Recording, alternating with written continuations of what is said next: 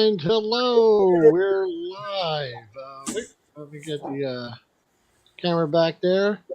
I'm gonna pop on here. Just want to say a quick hello to everyone. How you doing? Hey, And as you can see, we have some special guests here today. So before we start, let's just go around and give everyone a chance to introduce themselves. There, first up, we've got Adam from Radical Toys. Adam, how you doing today? I'm doing wonderful. How are you guys making out? It's good to see you guys Great, again. great. And we've got a stranger. I haven't seen him in a very long time. Bill from Weird Fantastic Toy Adventures. Hey everybody. Yeah, I hope everybody popped over from the stream I just got done with Will and popped on over here. It's kind of a hop from one stream to another stream day. And the man of the hour, my very special guest for tonight, Masters Maniac Mexico, Rolo, is here, and he's going to show us something really cool, guys. So stick around. Yeah, I hope you are prepared, as I did a lot of camera work right now. But whatever I did, I could not get the whole thing on one screen, right? So what I figured out is we will start with the main scene above, which is Eternia, and then we can switch the camera a little bit above and look at what we have in the universe going on. That's the plan for today. And if you like, well, you can ask any type of question, any type of comment you can do. I can go and pick out any figure that there is in the diorama. There's no problem, and show it off. Whatever you would like to know about my collection, about my Motu knowledge, today is the test of the tests. All right, sounds good, man. And whenever you're ready to do that, you just let me know. I'm going to check in with the chat real quick and just say hi to a few people. We've got Jordan Jorgensen there with the Schmiblock. He's a majestic man right there. Radical Toys, just giving a little pregame hello. And Masters Maniac saying hail to the king. Of course. But we've got Ian Sweeney, aloha. And then Jordan saying we got a packed house today. That's right. And I couldn't be happier. That's great. And Jordan had to punch out for the last stream there and make some dinner. So I'm glad he got that done. And we've got Gojatron. Hey, how are you, sir? Very good to see you, buddy. Gojatron, we were just talking over on Bill's stream that just ended about Werewolf by Night. He really enjoyed it. And I told him that you did a nice little Instagram post saying how much you enjoyed it as well. So hope that's still the case. All right. Well, while Rolo gets ready, I'm ready. you're to rumble, my friend. Anytime. All right, guys. Without further ado, here on OBS, and there you go, my friend. And there you go. All right, man. I've been waiting for this one all week. So let's go. See. I hope you can see it well. I can see. This looks like a massive, and if you know the scale of He-Man on Battle Cat, I see him there, center screen. I mean, I even see some vehicles there. Look at the size of this. There's a Castle Grayskull to the left there. It is massive. And we're talking about 6 square meters here that are covered with pure Eternia in 3 dimensions. As you may can guess, there things are going up in the air as well. And all this diorama is tended to copy Eternia, how it presents in the audio books as we have them in Germany. Because you have to know that my love for Eternia comes from these audio books, not so much from the cartoons, as the cartoons were prohibited. And it was 87 when they finally came on screen, when we had a liberation on German TV laws. And at this point, as you know, the hype for He-Man almost was over. So my interest for He-Man came more over the audiobooks, which I had a cassette player, and I got very early my hand on one of these episodes. There are many, more than 30 episodes there, all an hour long, and this kicked off my fantasy. So what we see here is, my intent to stretch a lot of the themes that the audiobooks have, like the laughing bridge, or the never dying tree, or whatever, with the fighting scenes or the scenes like they presented on the covers of these audiobooks, I try to figure them in here. That's what I try to do. So you use that inspiration from the covers of those sets to Yes. draw from, and then you painted that beautiful mural, and then you constructed this, which is, you're saying, from your mind's eye, what you pictured Eternia to be from hearing those stories, seeing the books, and it looks like you just. How long did this take you overall? This is an ongoing process. I just have to break it up for my miserable conditions, which is I cannot continue living here as I'm in second story. And yeah, my mobility is going down, right? I paid a Yeah. price, and I have to move. So this has to go as well. But this is an ongoing process. And all in all, And how what is many the? working hours? Maybe 1,000 working hours. If we're Oh, talking wow. about the mural, sorry. Yeah, no doubt, no doubt. I see you've got a lot of moss and plant features in there that look fantastic, and then you have got that big rock that the Castle Grayskull's on. Now, did you do something where you crafted that out of like plaster or something, or is Yeah. that? Yeah, so what we have here is literally there's even an under Eternia, as we know that beneath Eternia is a core, there's an entrance. We maybe can see it later at the side, where also things are going on. So this is basically why I wanted that. And I also knew very early that I need kind of a stand for it, because as well in the cartoons, um, as well in the audiobooks, Grayskull is kind of exhibited. No, it has an exhibit position. It's not easy to reach. It's kind of it needs kind of being into a mountain, and as well it is due to constructing the what we call the laughing bridge, which is this golden thing where you see the fighting scene between Skeletor and He-Man on going on that bridge, right? So there Yeah. was a couple of reasons. How I did constructed that? Well, underneath I did a simple box. I put a cloth over it, and then I put I use cement, no, pure cement, Okay. and I mixed that up, and as long as it was wet, the cloth Yeah. and the cement joined it, and I could give it that really rocky structure. And when it was dry, I had this marvelous mountain with that platform where I could place all these ongoing things, right? And That is it was ready to awesome. paint as well, right? It was ready to paint. Cement is very well to paint, and you can do all these applications. And as you know, I'm living in a splendid nature, so I just need to go out and I find a lot of materials, and these materials you find here as well. And from left to right, would you say that's what is that, like 6 or 7 feet? How far across is Yeah, that? I can tell you in square meters from left to right, it is 4 square meters, and it's 2.5 square meters deep. And for you Americans, that's about 6 feet, right? Is that? I don't know. I don't Just know. I don't I know. don't know. I'm just converting it in my head. A meter's what, a little more or a little less than 3 feet, something like that, right? Yeah, well, it Something like might be. that. I So don't know yeah, about feet. yeah. Well, forget about that. But yeah, you've got plenty of vehicles. You got those lights that you added in there, Yeah. um, and that big bright one in the middle. What is that? That's What the big light in the middle? Well, that also makes glow the whole background, right?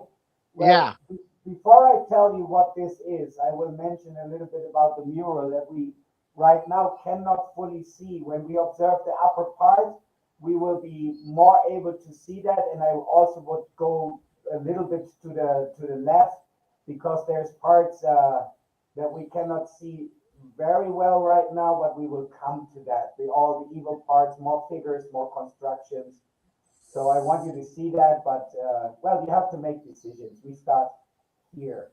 The mural is painted all in natural colors, which means as long as I was fit enough, I did a lot of transmissions on YouTube on my channel, like you do now, which show the people how you can make all these colors on your own by not spending millions in hobby shops or going wherever $5 a pot of 10 milliliters or whatever, so that you can even go metallic or glow in the dark, as you can see it here very well reflected. With things that you probably have in the house. And if you don't have them in the house, you can go out and find them. If you have any money amount on that, it might be a couple of cents. We're not talking even dollars, right? So Yeah. most of the things you probably have in the house, I just showed the people how you do colors with your vegetable oil and how to do glow in the dark with using some floor and stuff like this, and using some text markers and yeah, stuff like that. And while I did that, I did the whole mural. So and what is illuminating the whole mural here? So is a lava lamp that is in the middle of a tree, right? I got out and find an old tropical chunk here, an old root, if you want to say like this. And Okay. I installed that lava lamp, which you cannot see fine. It's toxic green, and it handles over to the dark side of the planet where Skeletor and the hordes they are living. That is amazing. And the sky behind, the mural behind it is the Eternia sky, right? That's Yeah. This is more than 2 meters high. I could not get it, and it's also extended to the side walls, as I have on the left side. The side walls also involved into Eternia, and it always was planned since Origins came out to do so that I'm able to extend for the Horde or for the Snake Man, right? I see. I see.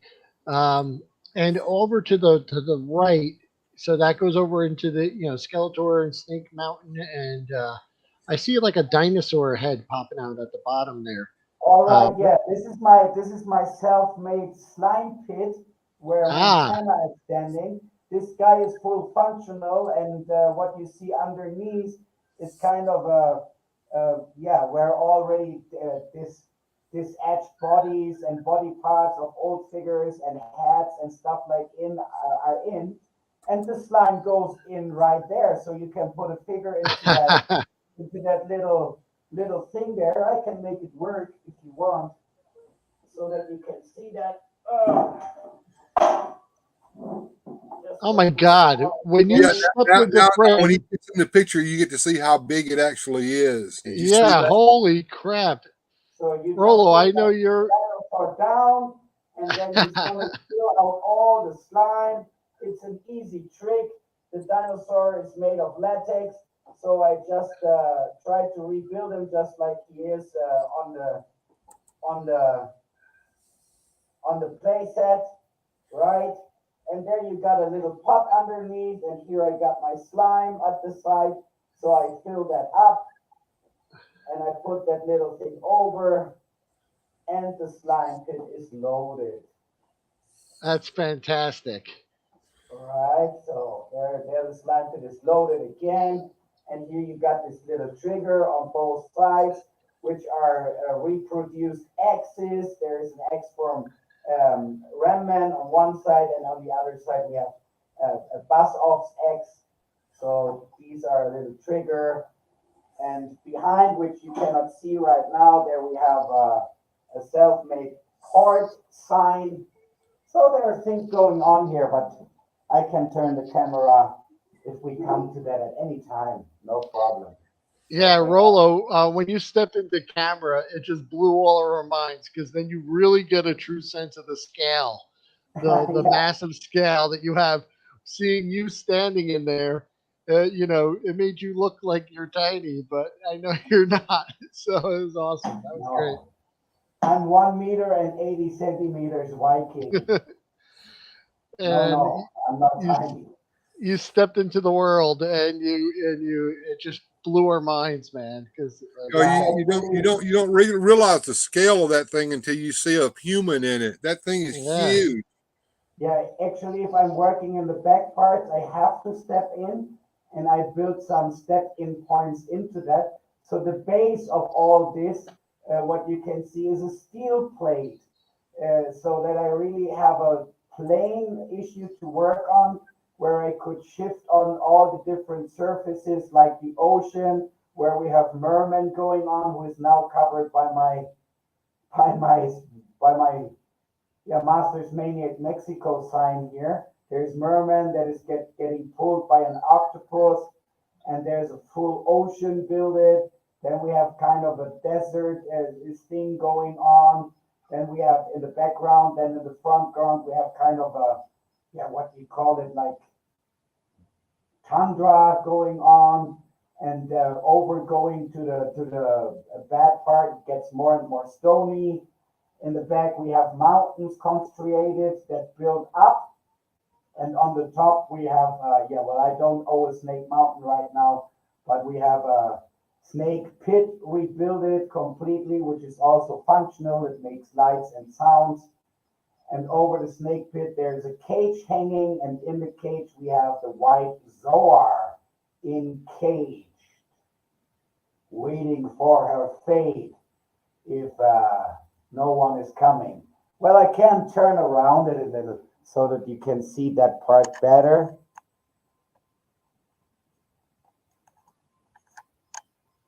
So let's see, how is that? Look.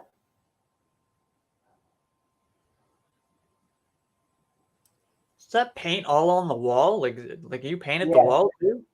Yes, I did paint the wall, all with natural colors again. So the color tones are made from chalk colors, stones, different earth types that I found, or flowers, right? What's Montana sitting on, Rolo? I'm On trying to the make slime out what it pit. is. On the slime pit. Oh, okay, Slime okay. pit. That's not the actual slime pit. That's a Rolo made slime pit. Gotcha. Yes, I'm poor. I don't owe a slime pit, but I wanted one. But yeah, Rolo told me that he watched many episodes of Bob Ross in order to figure out how to do the painting on the walls there. Exactly. So I Yeah. did try to paint it as it appears, right? I think you did an awesome job there, Rolo. As a matter of fact, I think that the video here is not doing it full justice.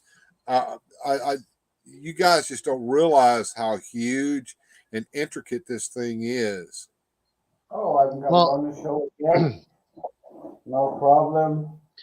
the best thing about it is there is And there we nothing go. else like There we go. this. There Look we at go. We that. got Rolo in the picture. Now that gives you some sense of scale at that point.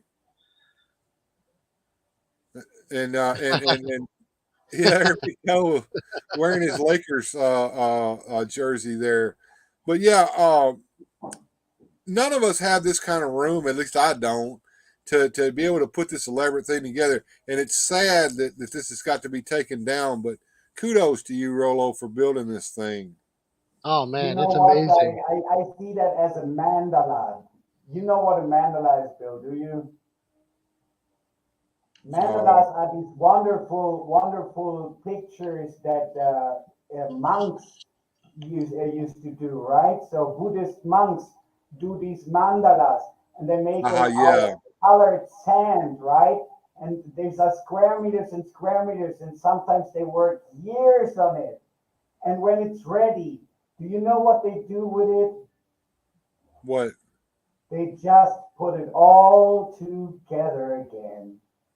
In the moment that it's ready, they don't take any pictures, nothing. When they Yeah. think it reached perfection, they put it all together again. They just sweep it up. They sweep all the sand together and put it all together again.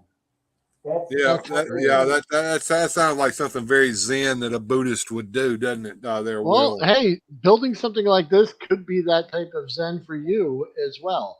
And what I was going to say was the thing that makes this playset amazing is one, it's unique. Two, it's Rolo. So he has intimate, details and memories of constructing each part of this. So for that reason, you can never, ever, buy something that can reproduce the joy that this thing can give. Rolo, what are we looking at there? Is that a Hall of Fame shelf? Yeah, that's the upper part of the diorama that we see.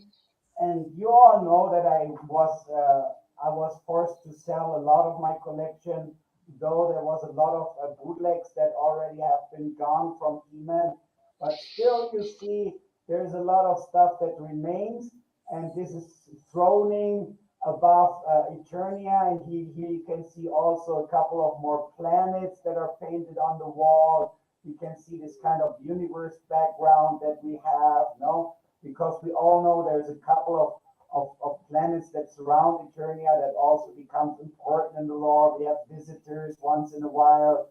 So I wanted to keep all these themes open, and I definitely wanted to keep that possibility open to have air scenes. So I gave it an upper building there, and there's a full construction over there where I can hang in three depths in the front, in the middle, or in the back. I can hang vehicles coming from up to down, right?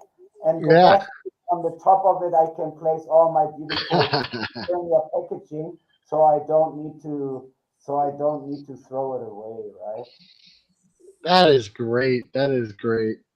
And so you said you have to take it apart, which is, like I said, Yes, it's yes, and it's terrible. not far away. It is that I have to leave here within the next days. I went to a couple of really sad days. I have to mention that. Yeah. So I always knew this moment will come, but when it comes pretty fast, and you can play with the consequences in your head, but when it comes, you're still not prepared for goddamn nothing, you know. So I Yeah. have to pick up very fast here as I need help and attention as quick as I can, right? So yeah, where I will be ending, I still don't know. There's a couple of things in the air, but it's also a question of how I will get my things there, what I can take with me, and there's a lot of question marks here. The only thing that is for sure is that I can't stay here because I need attention during the day. It's sad, but it's true. And yeah, here we go. Within the next 10 days, all this will stop to exist. Yeah. And Rolla, do you have photographs or like high res photographs of this playset on display anywhere, like on Instagram or Facebook? People can look at it if they'd like. No, I literally, it's the first time that I'm presenting it in its Yeah. entire existence. I have the building process on my YouTube channel, uh, Hmm. so kind of going through, but this is literally how it came to be. But yeah, as in the last month, I was not much able to put more force in it. Although I love to stream and I love to interact with my little toy bubble here, I never came to present it like this. Also, I didn't have a camera that only halfway could show it. This camera at least can halfway show what I want to show, right? So what we see on the shelves is all bootlegs, a couple of collectibles that I picked up from like your burger stores, right? Burger stores and Hot Wheels and stuff, but it's everything is Okay, okay, mostly. okay, okay, Rolo. There's something down just below He-Man's hand that's spinning. Yeah. What is that? These are minifigures. So these are, you know that Mega Constructs is building Moto minifigures, and these are full scale.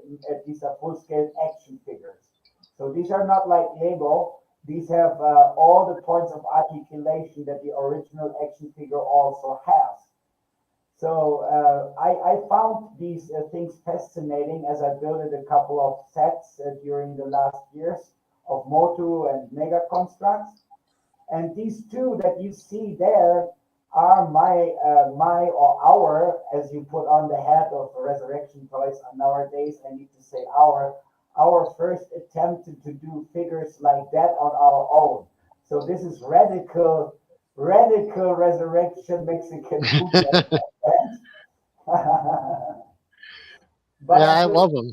because it worked out pretty fine, so I have it circling there.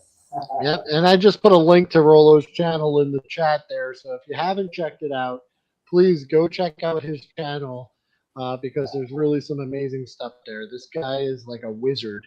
When you see him mixing up his concoctions and when he gets going, man, he's got some great streams over there. So check it out. I love it. It's a shame you can't take the mural. The streams take forever, just like Bob Ross. But in the end, you probably learn something. This is how they are going, no? Yeah. What's really neat about the whole thing is not just a play set that Rolo purchased; it's a play set that Rolo built. Yeah, no, you cannot purchase things like that. And Bill, you and me, we are pretty much on the same way. We love collecting, but since I'm sick, before it was literally different. But since I'm sick and I cannot work anymore and stuff like this, we don't have the big buck.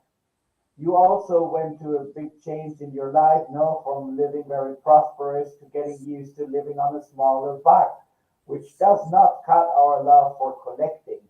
And we have to find our ways, no? And we have to be very creative on that. So for me, I always said that collecting has a very, very sentimental touch, and it always has. It is in the search of these innocent moments that we had when we went into a toy store as kids. And remembering these glorious moments when we could carry one or two of these pieces away, or these rare Christmases when they really gave us one of these play sets that we find behind us right now. So Absolutely, Rolo. And one of the things that I like to do in my collecting is to not just have what everyone else has in their collection, but I like to have unique pieces that I've made myself that no one else has in their collection except me. And you too have those things, Rolo, and I think it's amazing. Thank you, my friend. So that's more than anything love for the collection and for the things that make you feel cozy. No, that when I get into this room, it makes me feel cozy. I can look around and I can make a couple of changes and I can do an addition here or an addition there. And if you start working on one piece like the big moon that we have behind here, that's a piece of a couple of square meters. So once you have started, you are in for 4 or 5 hours into that. So which carries you away automatically from all the stuff and literally during I was doing this, I was traveling many times to Eternia and I was at Eternia all these hours. Well, that's really amazing. And it will. I mean, just really, I mean, the breadth, the scale, the amount of uniqueness to it is just absolutely breathtaking. Oh, absolutely. I've seen it in the background, and your eye always goes to it, but it's a lot different when you get in there and you get a close up view. And to hear the man talk back to the Rolo and get a big, just the widest big shot that you can of that whole thing one more time for everybody. All right, yeah, I'm gonna fix it. And Jones are saying the time, love, and imagination put into this is truly great. Thank you, Jones. Yeah, it's absolutely stunning. Look at that. It takes you back to those old commercials from the toys. That's what it reminds me of. Oh yeah. The sets that they had the kids playing with their toys in that no one actually had. Yeah. Yeah. Yeah, you could film a toy commercial here. Yeah. You could. Be Yeah. awesome. And do you have a vintage Snake Mountain over there, Rolo? What are you saying, my friend? I said, is that a snake? Do you have a Snake Mountain over there beside the Castle Grayskull on the other side of the diorama? Yeah, as I said, it's not a snake mountain. I don't own one, but I made my own snake Oh, mountain. you made okay. It's a Yes. So Rolo. I have a moving snake and a dragon sitting on, and it slides and sounds going on, and you can open and enter the castle. Yes, it's sitting on there, right Cool. next where Beastman standing. That's true. Okay, yeah, I see it. And is Just that like the the snake, CGI and he Skeletor built above Beastman? What you say? Is that the CGI version Skeletor that's right above Beastman there? No. Yes. Also, what you have to know that there's a lot of figures in there. There's vintage figures in here. There's Origins figures in here. There's also CGI figures in here. I do love the CGI figures because they have a lot of play value. They're very rigid. They are cheap for the buck, and they are very, very creative. These are massive guys, as you see the CGI Skeletor. There's the the Power of Grayskull, He-Man, for example. He's riding the jet sled here on the scene. I have a couple of these figures in the background. The light does not let it see. We have a trap jaw going on there. So there's a lot of figures that are represented here, but obviously I'm missing. Let me interrupt you there, Rolo. And we were talking about the CGI series, and I'll ask this question to Adam. Adam, have you been watching the CGI series? I watched the first and second season. I did manage to finish both of them. Yes. Okay. And what about you, Will? I know you're not a big He-Man fan, but have you seen that CGI? Is that the one that's on Netflix that came out around the same time? It's on Netflix now. It came out right after the Kevin Smith tragedy.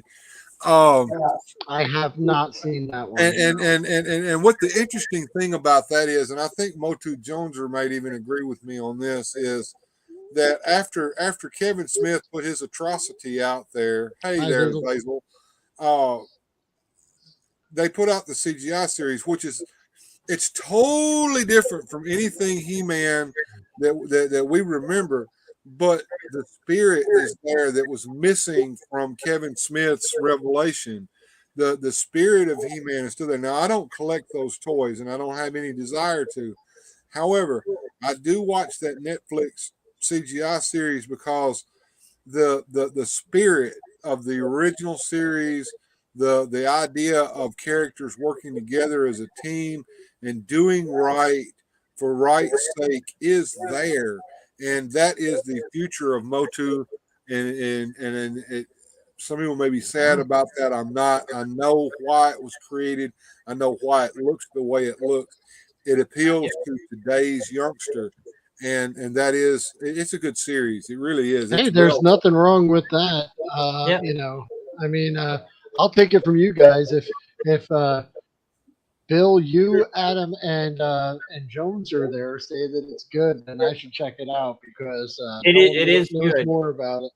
There's a little bit of lore change in it, but what is in every series in He-Man has a little bit of lore change. But I like it because I like the fact that Trapjaw created Orko and he's a robot. I think it's kind of a cool little twist to it. So it's something a little different. Oh, and not to create a spoiler, but maybe an enticement to you to watch that, Adam. The latest series that's out there now, the real Orko shows up for just a moment in that and interacts with the robot Orko. Oh yeah, is what season is it on now? Is there 3 seasons now? I think it's on season 3 now. Yeah, and I'm in the process of watching that. I haven't watched them all yet, but in a recent episode, the Orko, the robot, had to get magic from the original. He had to find a spell, and he talked to Orko himself to get that spell. Yeah, didn't he go into another world to talk to the other Orko? I must have watched it. You probably did see that, and there was also a funny little scene where Orko was trying to perform the magic trick, and he turned CGI He-Man into cartoon He-Man from the cartoon show. Yeah, I did see that. Yeah, I must have watched season 3 then. Yeah, it's worth watching. It really is. And like I said, the spirit of filmation is in this, where it was not with Kevin Smith. What about Rollo? With the lore, very respectful. Although it brings up a lot of new stuff, it has the He-Man feeling. You can tell immediately who is who. It has a couple of really what moments, know what you really want when you watch a series, where you see, I didn't see that coming, a slap in the face. Even for being a kid series, I think it's more dark than Revelations, because Revelations was very foreseeable. You could see what was coming around the corner. And in the CGI series, I had 2 or 3 moments where I really was not see that coming. And I said, whoa, they're going interesting ideas here, right? So, and if more, I'm a toy lover. And these toys, once I had the first in my hands, these are really rigid. And what I love, they all come with the action figure. So don't, my dear Origins lovers, and I do love Origins, as you can see, but don't come here again and tell me that action functions are too expensive to make. They're not too expensive to make if they're put on in all figures of the CGI line, which is, you can get them for $12, guys, for half of the price. So how it can be too expensive to put a Fisto with an action figure? If they do so here,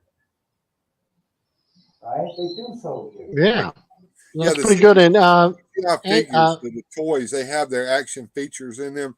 They're very, very toyetic.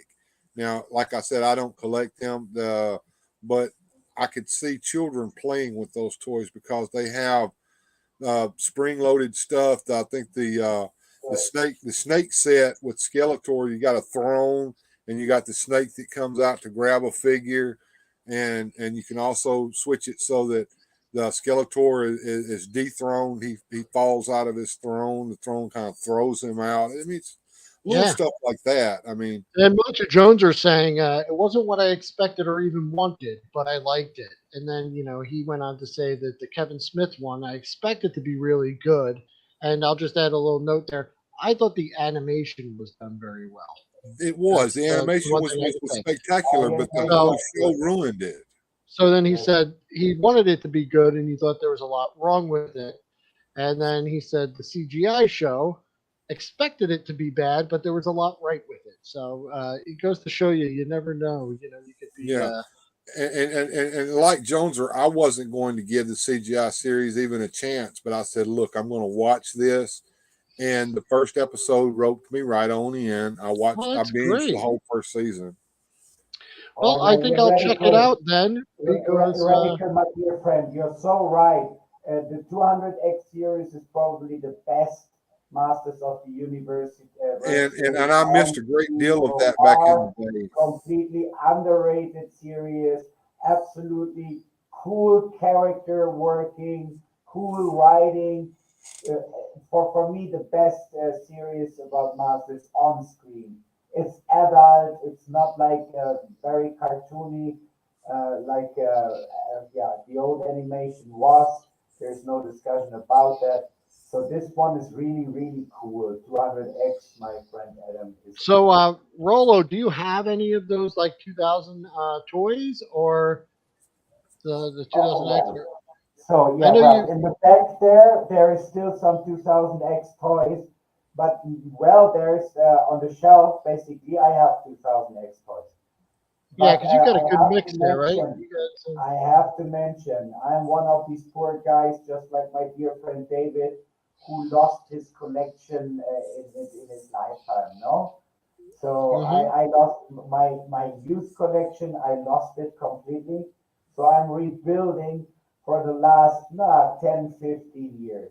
More or less since I arrived here to Mexico and I entered to all this world of bootleg, I restarted all this, and so I don't have what I did have before, because I did collect 2000s when they were on store. I was one of those that were very happy. I was a young adult. I could afford them, so I was buying them. I had the castle. I was very pleased with it because it has a lot of function. It is a different style, but I was not offended by it at all. I liked it. The only thing that you really have to mention if it comes to play worth, they're far more flimsy than the vintage stuff and the Olympic stuff is right now. No. Yeah, I'll interrupt you there. And we're talking about the 2000X toy series. The 2000X toy series is a whole different animal than the 2000X cartoon series. The 2000X cartoon series is excellent, and I believe those episodes are available on YouTube over on Mattel's channel to watch for free. And you can watch the 2000X series there. The toys, on the other hand, I didn't like them, and they were a total miss in the toy aisle, and caused He-Man to go into hibernation for several years. Yeah. So this is Metal Armor He-Man here. Yeah. Oh wow. Okay, that's a 2000. Yeah, they look nice, but they don't articulate very good at all. Some of them have like a chip on their foot too, so they interact with the play sets. Yeah, I think the Castle Grayskull, you could place the figure in there in certain spots. And this one I have here, what Radical Toys is talking about, that they have a chip and they interact with the play set. I have it here. This one interacts, and the chip is right in the chest, right? And there's also a Beastman that I can show. What about the Beastman? Oh, he has no like, his face is, that's weird. His neck is like. What's really interesting is McDonald's did a smaller version of those exact toys. Yeah, and the articulation seems to be only at the shoulders and the legs and the head. I mean, it's like 5 points of articulation. Yeah, it was Burger King. I have a couple of these toys here as well. Uh-oh. No problem.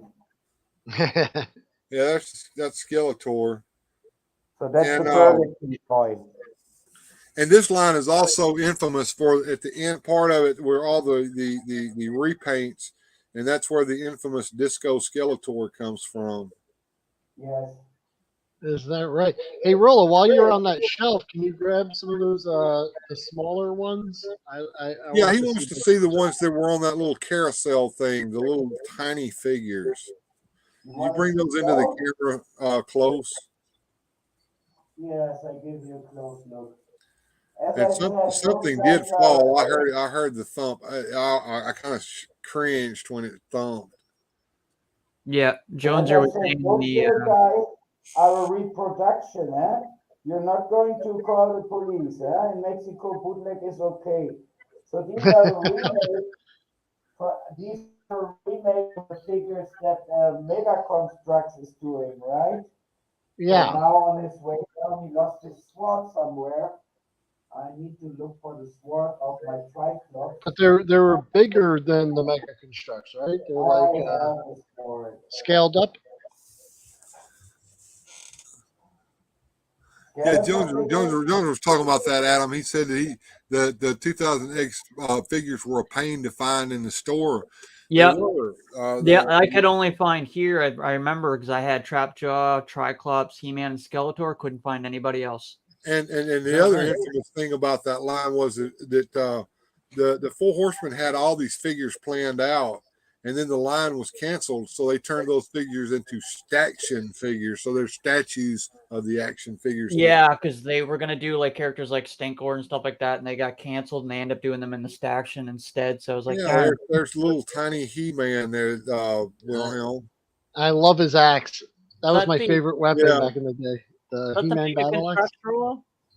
Say that again, Adam. Is that the Mega Construct? It's like the Mega Constructs. It's the Mexican bootleg of the Mega Constructs. Oh, okay.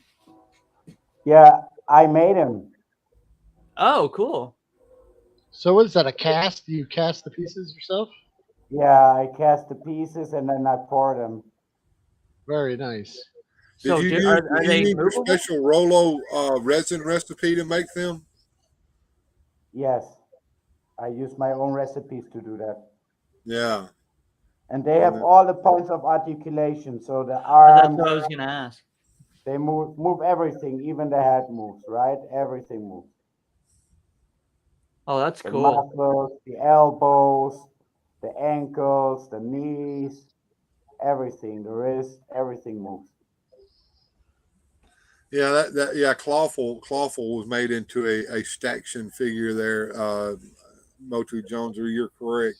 Yeah, the figures that weren't able to release as action figures, they released them as statues, and they were actually statues of the prototypes, so they were called Staction figures. A little less action, but more statue. Yeah. Yeah. But the figures themselves were basically the same thing. They were made into these poses, and yeah, you could move the arms and the legs, but if Yeah. they wouldn't stand or do anything unless you put them back in their original pose, and then they would stand there, you know. And I don't like that in Yeah. action figures. The Total Justice line did that, and it was popular to do, I think, back in the late '90s and early 2000s, to make action figures in these action Well, poses. yeah, I think when like McFarlane started making the super detailed but non-articulated figures, the other toy lines wanted to replicate that, and you wound up with those really strange poses. Yeah. And yeah, like if you And they know, don't You know stand. that Some of them the don't most stand of up my well. You have to put them on the most stands, of or they my won't stand 80s up at all. bootlegs, the most of my 80s bootlegs are with Scuba Pete now, no? But I still have an original pair of Mexican bootleg He-Man and Skeletor of the 80s with weapons. Those things I are still worth have money, those bro. two guys here. Yeah, yeah, exactly. Those are worth money in the United States. That's the kind of stuff that Pixel Dan wants to pick up whenever he goes to a toy Oh, show. nice. I mean, they look so ridiculous, but they're so lovable. I don't know how to put it. That's my last pair. those are great. Yeah, I would never get rid of those. Nolan's talking about a little mini Eternia playset that he saw on the Evil auction site for 130 Canadian bucks, and it looks like a custom from Thailand.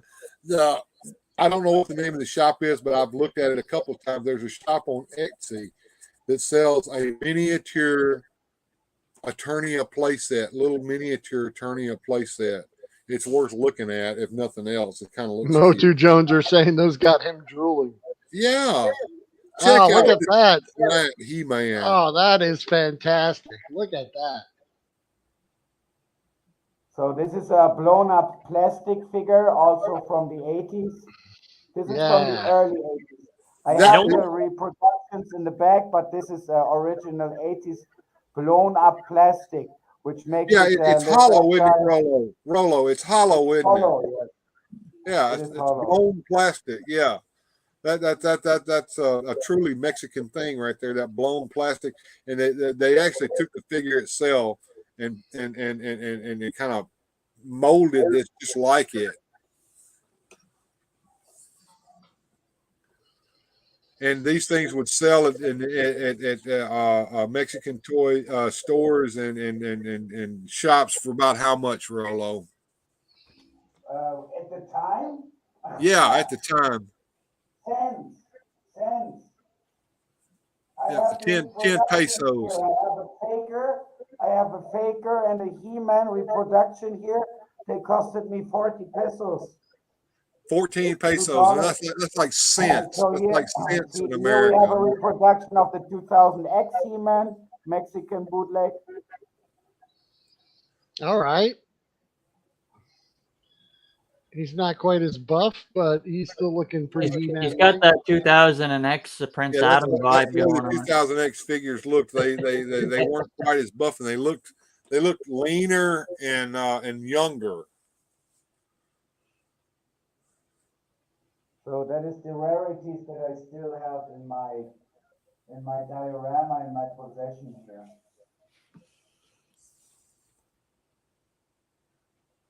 That is the rarities that I can come up with, guys.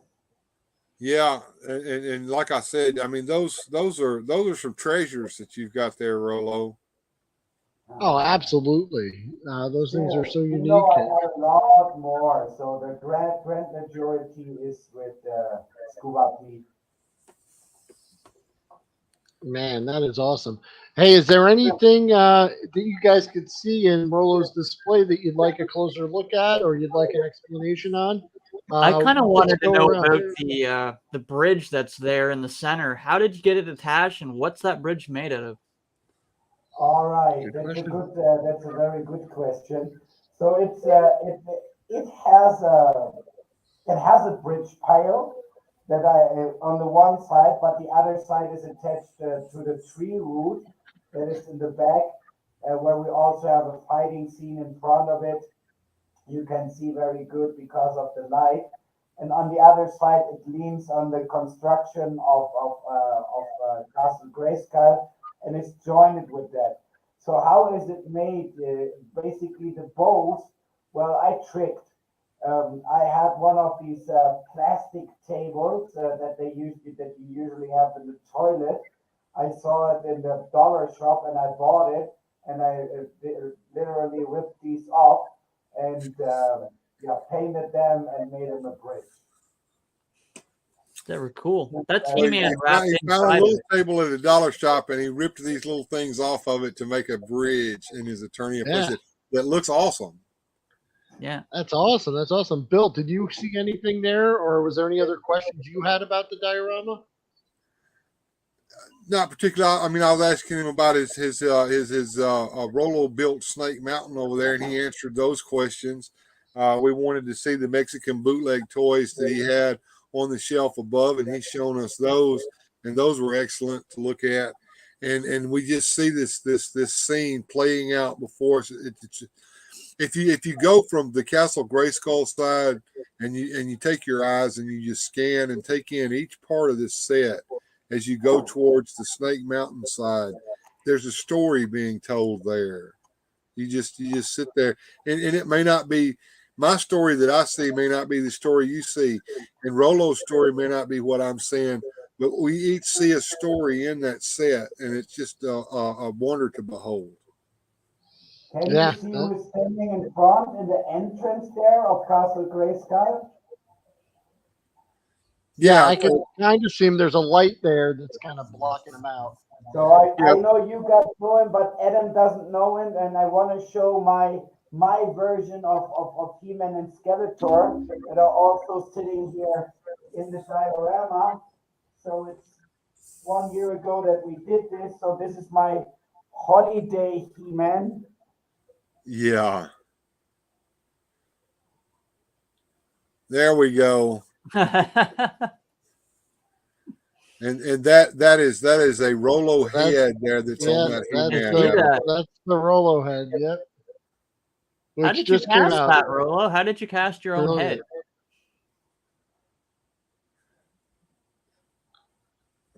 Rolo, did you hear the question from Adam?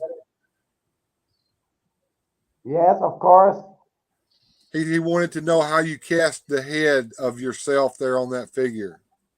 Yeah, first it's a lot of sculpting, and then it's molding. Well, you make a sculpt, then you make a mold, then you pour it in, and then you're there. Then you have to paint it, of course. But that's the way it goes. It has real hair, just like mine here. Oh, it's got rooted hair on it. That's cool. Yeah, that's what I always have, my friend. So this is the way I look for 20 years, and I probably will not change it till the hairs fall off. And if you notice there on Rolo Man's chest, there is a big R inside the Maltese cross for Rolo. Yes, yes. The most powerful Rolo in the universe. Mojo Jones said. And I have, of course, And I'm gonna have to get somebody to customize my own face on He-Man's body or Skeletor or somebody. At one time, Rolo was doing this, but he's no longer doing it anymore, I Adam. wanted to see if I can win you for a deal. I can do you a figure like that. with any character that you choose if you do me some art.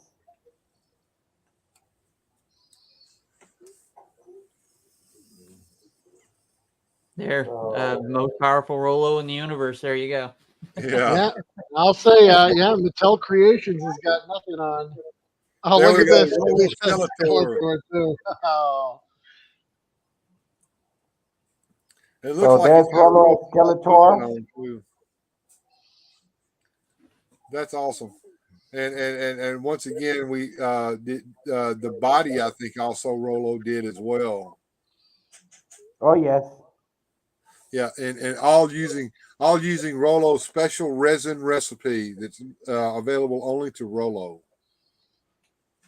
That's fantastic. Yeah, well, I showed it on the internet, and I will show it again because people are asking to me how I'm doing this, because this is a really cheap recipe, but it's very resistant, as you can see, and it gives me the mobility. So these have also all the points of articulation that should be there, right?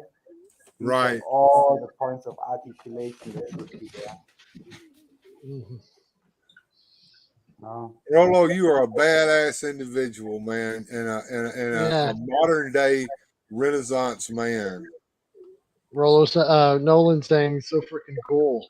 Yeah, Absolutely. I've been watching the chat, man. The chat's been really, really active. Yeah, it's. Yeah. I'm just Everyone's really impressed loving that it.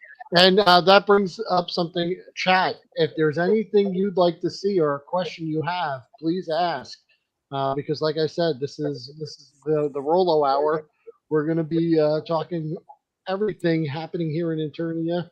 So, guys, if you have anything, please let us know.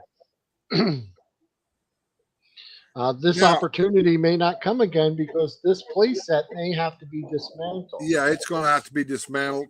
Rolo, down there at the bottom, where at the base below He-Man or Adam on Battle Cat, we see some tentacles that looks like a sea monster. Yes. Yeah. Maybe we can get another screening. My name is in the way because this is a complete ocean rebuild, and this octopus is pouring merman who's riding on a kind of yeah, what we say shell vehicle that I prepared, and maybe we can change the view a little bit. Will, would you take the names off the screen so we can see the detail down there in the bottom? Yeah, Bill, sure. As soon as I find out how to do that, how do I do that? Yeah, you're gonna go over to Brand and StreamYard and go up there to the top, and there's a switch that you can turn off. It's under brand. Yeah. Let me. Oh, okay. I see it. Show display names. There you go. There you go. There we go. Now we That's- can see it even better. So we've got Merman there by the ladder, and beside him is these tentacles. It looks like a sea monster or an octopus. I thought it was a bunch of an snakes. octopus sea monster. This guy I also built it because nothing was available, and it easily squeezes water, so you can fill all his head with water or any colored liquid, and then you can squeeze his head, and he's pushing it out of the front, right? So you have a short squeeze exit function, and there's merman behind it riding on a shell that I just painted. The shell I found in Acapulco. All right, Joneser. We'll see you next time, man. Thank you, Moto Joneser, for being around. Yeah, and then we have a kind of a simulated ocean. This is a couple of scrap glass that I painted in different tones of blue and green and gave it a little glitter to it so that you have a movable and structured ocean that gives the reflections of breaking waves and stuff like this. So he's riding on there, to attack, no? Very cool. And hey, Rolo, can you shut the big light in the middle off? Can you turn that off easily? I can try that because it's installed. Well, I'm pretty sure I can. I'm just curious if you took that really bright light, the one in the middle there, off, if the glare would change. would we see more details around that? Yeah, if it's if it's hard to do. I understand. I just need to find the button, my friend. And it's not that easy, but we will do what. Nah, don't worry about it then. I was just wondering if we could get a better look at that root. But the glow is so much that you can't see it. Yeah, what looks good in person sometimes doesn't look too good on camera there, but yeah, the lights are kind of overpowering. Let me try one thing. What's about this? You still can see? Yeah, actually see the details of that root and the connection bridge there a lot better with that light off. Yep. All right. Just on camera, like I said, I'm sure it looks awesome. But and if you look right there at the stone pillar that the jaw bridge is going to, you'll see a treasure chest there full of treasure. Yeah, I remember that treasure chest because we talked about that last week. That's right. Yeah. Wow. That's very cool. Yeah. It's still coming in. It's a lot clearer now. The details. Like I didn't even know there was a Skeletor on that bridge, or someone behind him. Who's behind him? He-Man just fell over. In the middle of the route where it's coming up, there's someone standing there. He's kind of blue. That's Trapjaw, I think. Oh, is that Trapjaw? Yeah, it looks like Trapjaw. Yeah, and that looks like the Netflix Trapjaw. That is the tree of never-ending time, and he's normally fighting Tila in that scene. I don't have Tila, but I found one of the Princesses of Power, original from the 80s on the flea market here, so I put her there to fight Trapjaw till I get a Tila, right?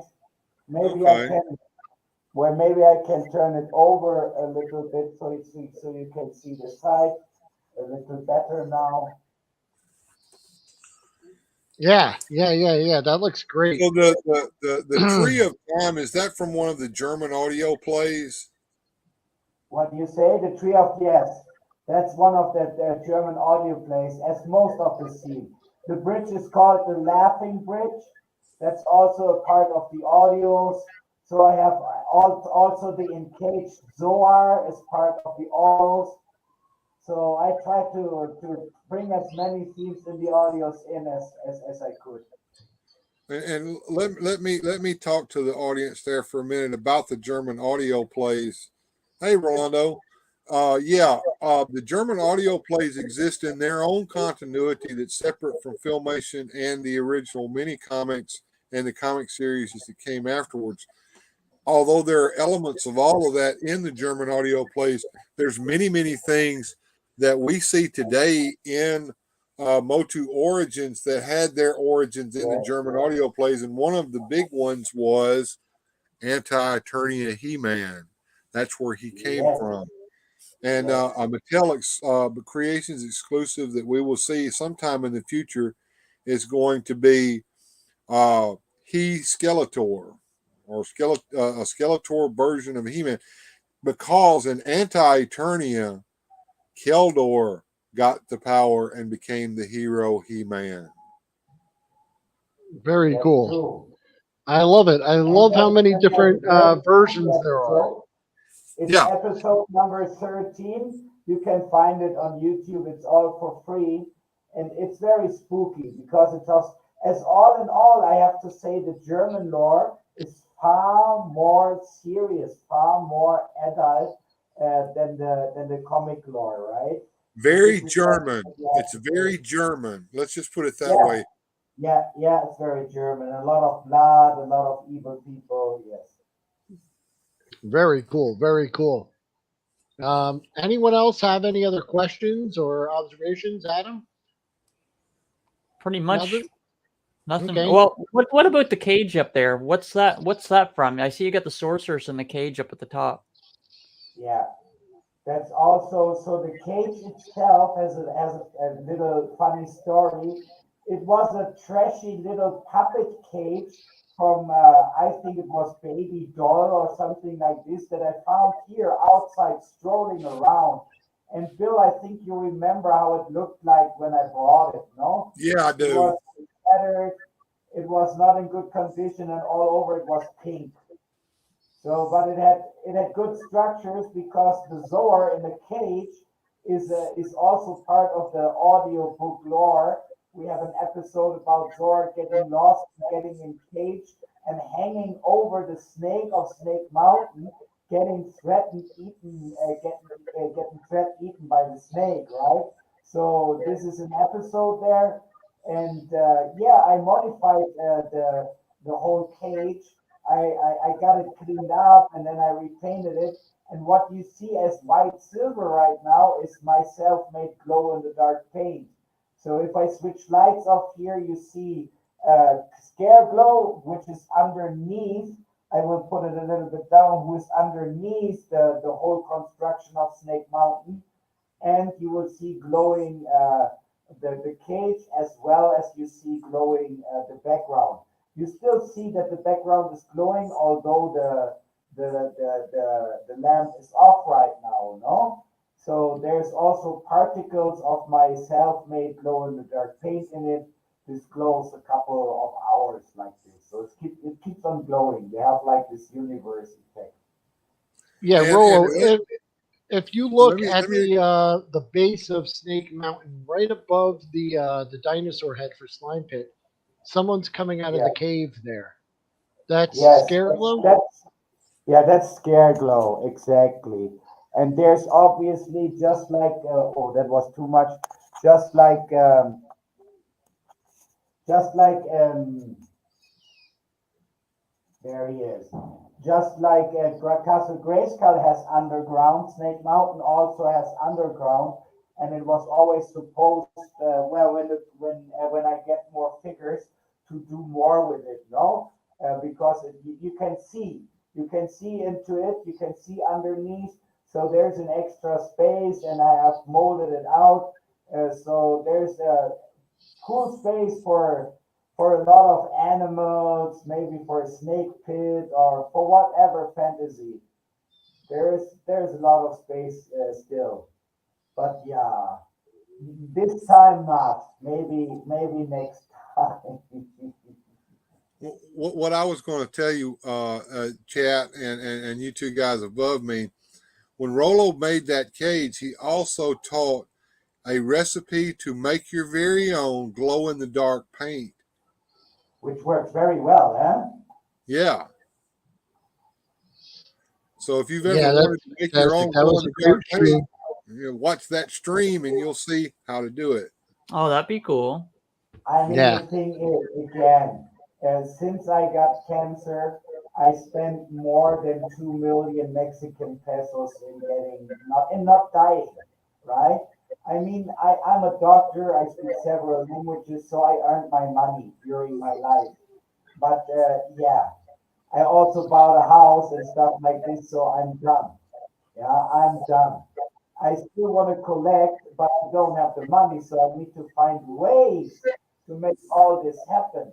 And this is one of the ways. And nobody took my intelligence, no? Nobody took my creativity. And I Exactly. No. spend here and there. And this thing can be done for under $1 a liter, under $1 a liter if you want to have it, right? And it's only Rolo, done. is that branch on the root, the one on the left, is that glowing from the glow in the dark paint? Yes, It is, right? Yeah. yes, yes.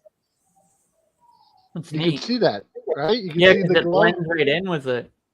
Yeah. Very cool. Yeah. Yeah. It's You can like I said. also make it neutral. I make a white one, and the white one is a perfect base for all kinds of colors that you want to have.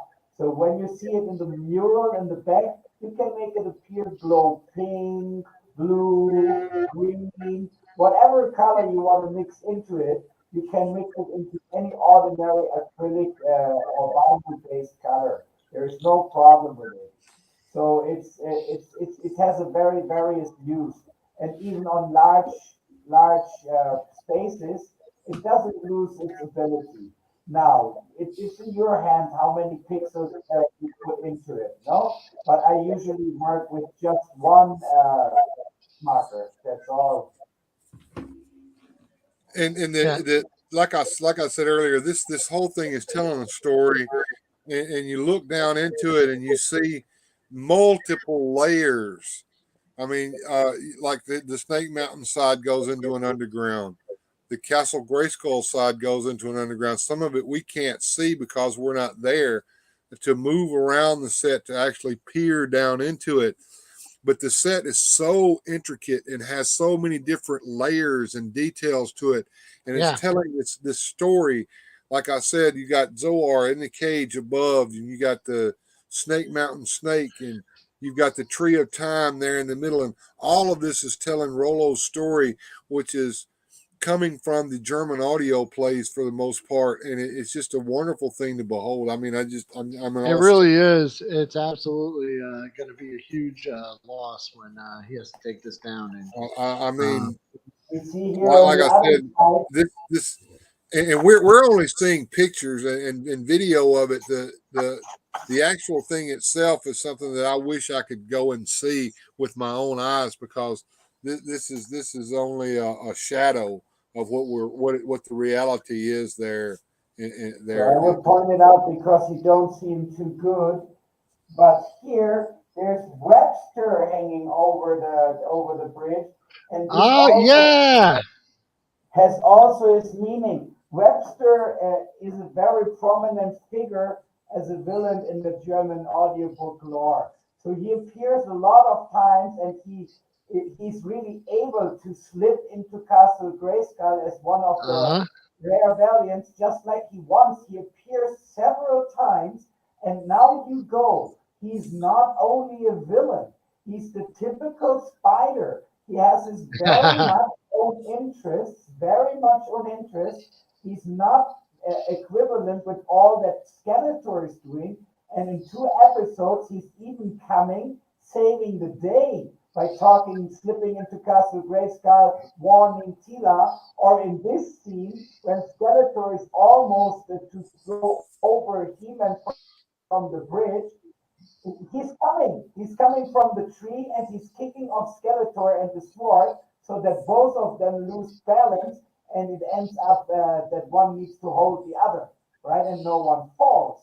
But Webster is very much more complex in the German lore than it appears to be in the Mattel stories. I like that. I like that they focused on that, and I like that there was a feature in there that none of our eyes had caught until Rollo pointed it out. But now I can't Yeah. stop seeing him. That's so cool and so spider-like of him. So yeah, that's fantastic, Rollo. Well, I hate to do it, Will, but I've got things I've got to do before my bedtime, and it's rapidly approaching. So Thank you I'm for going to have being to here. bid everyone adieu. I enjoyed so much today. I enjoyed having you over on my stream, and I enjoyed hopping over here to this stream. Adam, it was great to see you again, man. Yep. Yeah. And All Rolo, right. It's you awesome. take care, my brother, and you know that I love you. And I'll say this before I go: together we shall triumph. Together we shall win. God Hey, first. thanks, Bill. Yeah, that was a lot of fun. If you didn't catch it, Bill and I streamed for a little while before we popped over here, and Bill showed off some really cool stuff. He pulled a couple boxes from the toy archives and opened them up on stream, and there was some really nice stuff in there. So that's really awesome. Nice. Rolo, behind Yeah, Orko on the left side of the bridge, there's something orange going on there. Is that magic of some type, or what is that? so we have a yeah. I did a couple of light tricks here as well. As over the diorama, I have a multi-light bowl installed, and it has a couple of things pointed out. As you can see, also out of the mouth of Castle Grayskull, there's coming like shiny green light. There's like fiery light at the side, and there's also an orange light pointing directly on the CGI Orko, who is reflecting that. and that makes that awesome effect. So he's reflecting the orange light that is coming from above, and that makes this awesome orange fiery effect that we have there in the back. That looks great. That looks great. All Yeah, right. if you stand Well, in front of it, it's literally looking like the CGI orca is shining, right? Doing some yeah, magic and stuff like that. yeah, I love it. All right. Well, that's pretty good. Rollo, do you have anything else about the diorama or playset that we didn't have that you'd like to show off? No, I just wanted to say very much thank you. You cannot measure how much that means to Oh me. my God! Thank you. I'm so honored that you're sharing this with us, and No, you it's know, I what you really meant appreciate it. for the times, right? Whatever Yeah. happens in the future, this will stay. And I was very happy that I could share with you that you know so much about toys and that you're a lover as me. And yeah, well, it has to go. It was definitely the last impression, but this doesn't mean that I will stop collecting, either loving these figures. As long as I'm alive, I will find a way to display these guys.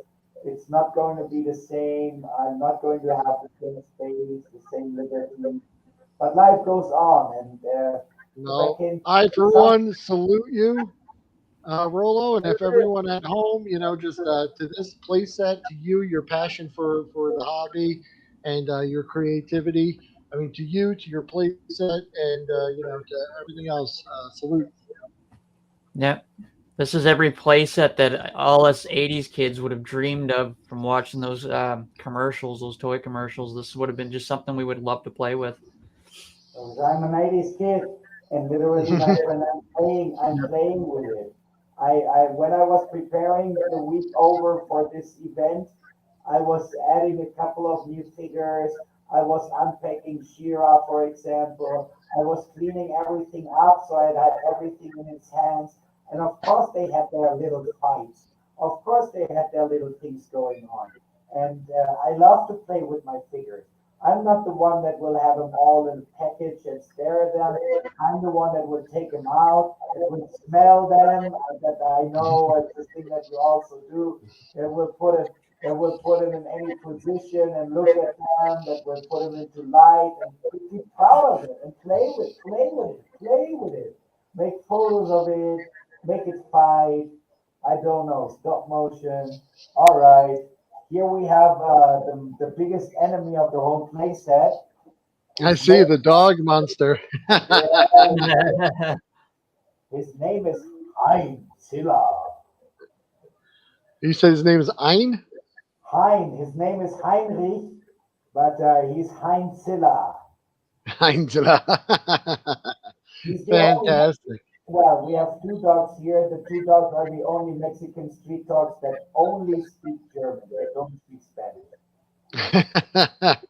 That's awesome. That's awesome. Well, Rollo, if there's anything else you'd like to share, you've got the floor. I put a link to Yeah, well, and people, this hobby, although it appears, and this is something very important that I want to transmit. We were talking in all our channels, my beloved Radical Toys channel, for example, so much about the Eternia PlayStation that it is on the one side awesome that it's going to come to exist. On the other hand, it's so far away for so many people price-wise, no? So what I want to say, this hobby still does not need to be expensive. All the shit that you see behind you can be made with a couple of bucks.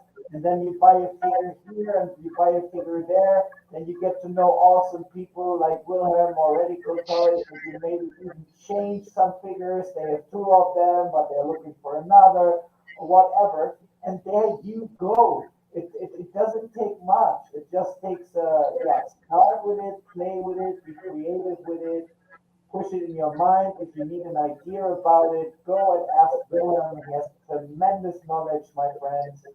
And Radical Choice as well is a good way to get into the hobby. He's dedicated himself to be Dr. Frankenstein, for example, every Friday night. You can learn things about toys I have not known.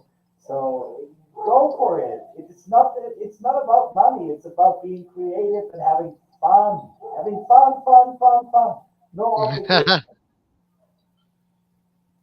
All right. Well, I just put a link in the chat for Rollo's channel there. So, guys, if you want to check out, he's got the making of this playset, some other things. He even shares his secret recipe for glow in the dark paint, which we saw here. So, yeah, please go check that out. And, you know, like I said, all the paints, right?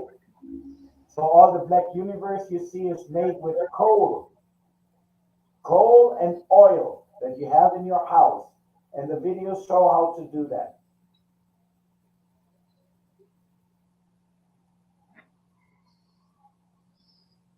I don't know if you could hear me right now. Adam, can you hear me? I can hear you. Yeah. Okay, Rollo, you broke up really bad there. I couldn't hear what you were saying, and your Okay, I camera's will going. repeat. Just say it's not only the glow in the dark paint. All the paints that you can see in the back, they are naturally made. So everything you can see there, you can do on your own. And if you see in my old videos, right now I'm not producing because I'm not able to. I hope that I can come back, but if not, there's a huge knowledge there if you want to know how to make these colors on your own, not buying them, not spending the money because you don't have them or you want to be creative, learn something new.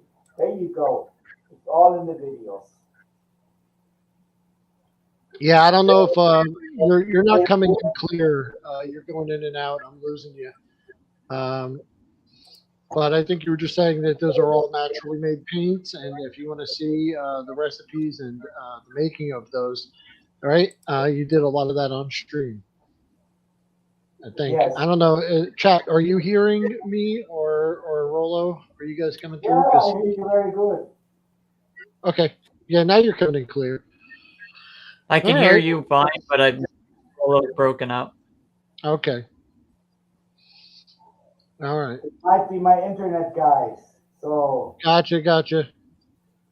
All right. Well, yeah, I don't have too much more to go. I have a couple of things that I wanted to talk about, but other than that, yep. I just want to say thank you so much, Rollo, for showing us this. I've been waiting all week to see it, and believe me, it was well worth the wait because this is just fantastic. So I'm honored that you chose to share it with me and with everyone here today. So thank you for that. Yeah, thank you for the chance, Will. Thank you for the chat and everybody who's watching that. Now, yeah, chat just absolutely loved this thing. They were going nuts when you were showing us all the. Okay, Rollo's been cutting out, but me and Adam are clear. Okay, great. Yep. Yeah, well, I mean that's a perfect segue, guys, into the next part of what I wanted to talk about this week. I didn't really have too much happening as far as toys coming in this week. I just got a couple of pieces. There's this Fortnite vehicle. I just want to let everyone know these are 1/18 scale Fortnite vehicle. Fits 4-inch figures. I got this at the discount store, so all this stuff's hitting the discount store. So this one was only like $13.99. Also, the World of Halo scale figures back there. Those are $7.99, and they've got the whole set. So if you guys is that a red ninja from is that one of those? Yeah, that's one of those Super 7. That's what I was gonna call it. Yeah, the Super 7. Yeah, I got that for clearance a couple weeks ago for $5, which is about what they're worth. They're very cartoon accurate. They look kind of cool, but I think at $18, that's just not really feasible for me, yeah. And then in the back here, you see the backdrop for my Batman 3-in-1 Batcave play set. There's a Resurrection Toys Carnageosaurus there. He ripped the arm off a Wampa, and he's snacking on it there. James Salzberg saying 25% off one toy at Target, free shipping if you have a red card. You can open multiple profiles for Target Circle if you don't have a red card. Free shipping at $35. Hey, that's really cool. That's a really good idea because sometimes you get some really good deals there. But yeah, if you're looking for anything cool, they also had the Fortnite Chopper. Have you guys seen that one? It's a 1/18 scale chopper. It's pretty nice, but it's $20. It was a little pricey even on the discount rack.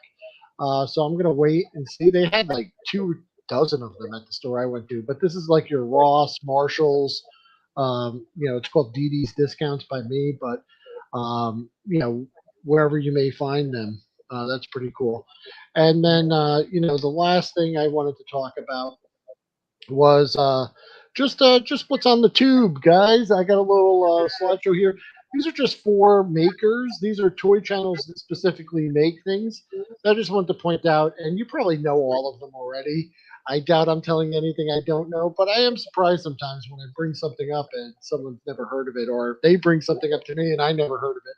So just so I wouldn't get this right, I made this really crappy little stream here, toy channels that make cool stuff, and I just wanted to share them with you guys. And if you guys aren't checking out what they're doing, or if you see anything new here, I want you to check them out because these are specifically toy channels that are making cool stuff that I saw last week. So we've got a World Made of Cardboard. He's in the live streams all the time. You see him in the chats. He's got a channel, and he does papercraft, mostly papercraft stuff. But what you see here is that he did this Field Command Center with free download and instructions. And this is a completely modular papercraft command center inspired by Final Faction. That's the dollar store 3 3/4 inch line. Just really wonderful. You can make as many as you like. You could configure it many different ways. If you haven't checked out his channel, please do. There's a link in the description to his channel and all the channels we're about to talk about. There's only 4 of them, so they'll go real quick. But it's just when I see things like this, where for just printing up a few pieces of card stock, you could build and make these things, and have a really great time. Or you could just make this and display your characters, if that's what you do with your collection.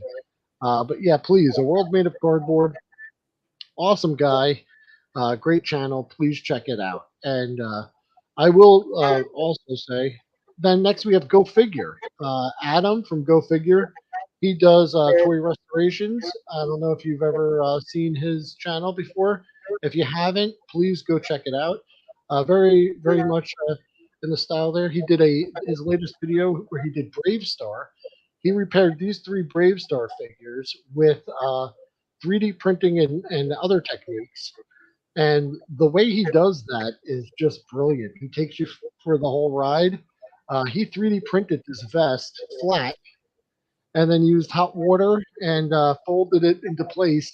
And you could see it perfectly molds with his chest there.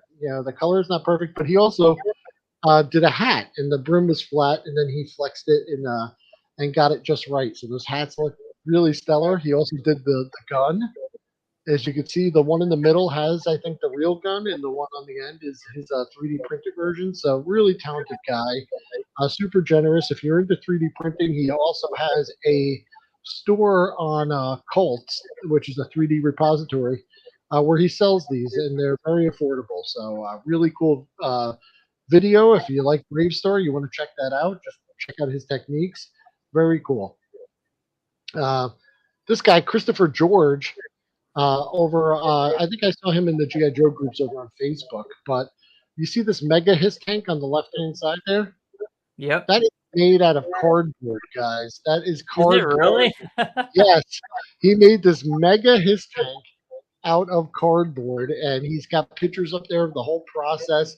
This is that's a regular size Hiss tank at the bottom there.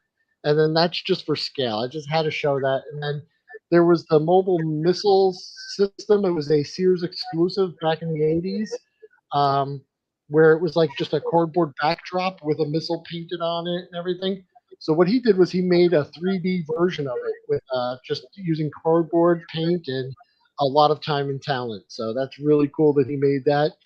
His latest video is just building technique tips, and he's building a totally original tank in that video and showing you that you could get not only,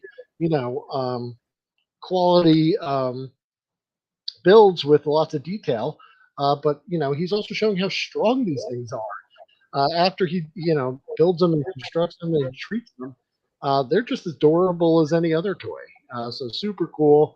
Please check him out. He's a really great builder there. Just something cool I saw. You've seen it before, move along. If you haven't, check these guys out. I just saw it. I think it's cool, and I thought I'd share it with you guys. And then last, we've got the G.I Joe 3D printing podcast. These guys specialize in printing stuff for G.I Joes, and they do these really long form things. But they did a fascinating 5.5 hour live stream last weekend where they designed this MMS mobile missile system for classified scale in real time using, I think, one of the 3D programs there. I was in and out watching it because it was 5 hours, so I had to do some stuff during the day, but I kept popping back and checking it out. Super talented guys there. Please check them out. There's links in the description. So that's all I had there. But that's what's on the tube, guys. And then obviously, the usual cast of characters around here. We've got Adam from Radical Toys. We've got Gojitron, Grindhead Jim, Weird Fantastic Toy Adventures, Motu Jonesers, and all the rest. I'm forgetting someone too. Oh, Logic Blaster, if you like Star Wars Power of the Force too, Hot Wheels, or a variety of different toys. He does really awesome videos on that. Once again, all of those links are. Yeah, there are lots of cool channels there. And Yep. in my description or in my chat, or right in the video description, rather, I'm sorry, I did post links to all those channels if you ever wanted to check them out. I mean, I doubt that anyone's, watching me that hasn't already subscribed to all those other guys there, but, just in case. You never know. So that's pretty cool. Adam, what do you got going on this week? Did you get anything cool? Yeah, I actually got quite a bit going on for over the next month. Actually, I've got some new G.I. Joe classifieds that are arriving. They actually were released yesterday from Amazon, specifically in Canada. So we got Zorana coming, and I've got Dusty coming. I've got special shout out to J80 Hobby sending me out the Crimson Guard, so he's coming up. Very nice. We got Flying Fist He-Man, he's coming up. Ah, excellent, excellent. So there's quite a bit going, and I'm actually going to be doing a Halloween episode as well. I'm hoping to do it this Friday. It just depends whether or not the product shows up in time. I want to do a Ghostbusters theme this Friday, but we'll have to wait and see. If not, I'll have to do. I'll probably end up doing Flying Fist He-Man or something like that if it doesn't show up, and I'll have to do it the following weekend. But yeah, that's what's going on with the Radical Toys. Excellent, excellent. Well, I can't wait, and of course, I'm going to be tuning in for all of that. So that's going to be fantastic. Yeah, the only thing I got there was that 3-1 Batman playset there as part of a video I'm working on where we go through the entire Batman and DC Spin Master line. So that's a video that should be coming out this week. And I'll just be going over all the characters and kind of recapping everything there. So I hope you guys tune in and see that one coming up. So look forward to that. And, we've got some other stuff in the pipeline that we're going to be working on. So I hope you come back and watch those too. But with that, that's all I've got. Unless anyone else has anything. Oh, Jim Largo's popping in to say hi. Hey, Jim Largo, how are you? Hey, Jim. Jim sent me a picture of him taking a nap on a hammock while I was at work today. So, you know what? Screw you, Jim. No, I'm kidding. Hello, World Made of Cardboard. You were just there. We were just talking about you. Were your ears ringing? That's pretty funny. And then he's just saying. Once again, a World Made of Cardboard. I was telling everyone about your awesome playset and telling them to go over there and print one up and download and make one. So because I can't get enough of talking about that. So I'm going to keep doing it until someone makes me stop. So we've got Spin Master coming up. I got a couple other things down the pipeline, and then once I get cleaned up over here, and this weekend I've got an engagement, so I'll probably be busy all day Saturday. So I don't know if I'm going to get much time. But once I get the display set up back here, we're going to be doing unboxings again and going through the collection. So I just kind of ran out of room with all that Star Wars Power of the Force 2 stuff. So hoping to do that. Well, thank you for sharing your awesome talent with us, because some people could do that and sell it. Some people could do that and keep it to themselves, but you share it with the world, and that's the great thing about it. So And that was kind of the theme of today's show. You know, we had Rolo on, who is just such a talented maker, and you know, his imagination and creativity in making that beautiful diorama piece that he showed us. You know, so much went into that. His toys, but also his imagination, his ingenuity, and his his mad scientist skills. And then I just wanted to show some of those other makers out there on the YouTube space, and hopefully I'm going to share some of the stuff I've made too with you. But I haven't really been able to do that. So I really I like this part of toy collecting, and I also like the making and creative side of it as well. So yeah. but that's about all I've got for tonight. So I want to thank everyone who tuned in. I want to thank all of the guests. Please check the description for links to everyone's channels. And just want to wish you guys a great week and happy toy collecting. We'll see you soon. Thanks. See you later, guys.